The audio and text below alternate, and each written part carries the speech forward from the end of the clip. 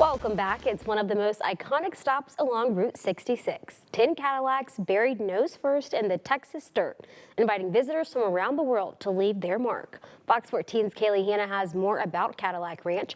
That's part of our Destination USA Route 66 coverage.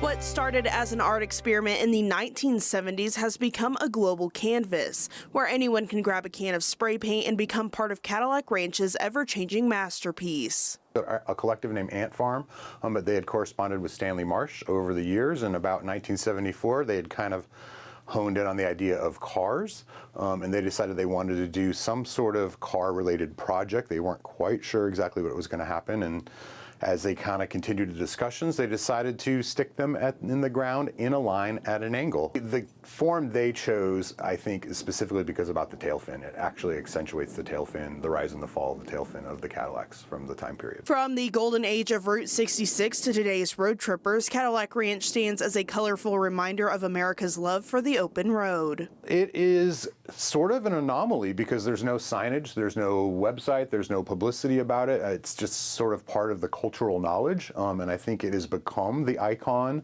of Amarillo, and actually I've been calling it the belt buckle of Route 66 lately. And I think it symbolizes the freedom and the expanse of the West that the Route 66 promised people at the time, so I think it's become the appropriate monument. Whether you are snapping a photo or adding a little paint of your own, Cadillac Ranch is proof that art doesn't have to be inside a museum. The recent study said over 1 million people get out of their cars to go see Cadillac Ranch, which makes it a major tourist spot here. One of the best quotes is, "It shows how people in the United States know how to treat their monuments."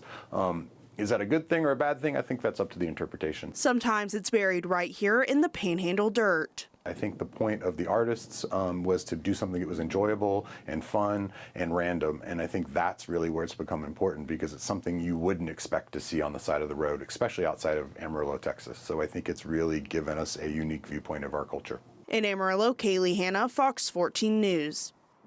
Rabbit says although Cadillac Ranch is iconic, it's in rough shape. He says the cars have been horribly vandalized, parts of the Cadillacs have been stolen, and one of the cars was set on fire back in 2019. To learn more about the history of the Cadillac Ranch, go to myhighplains.com.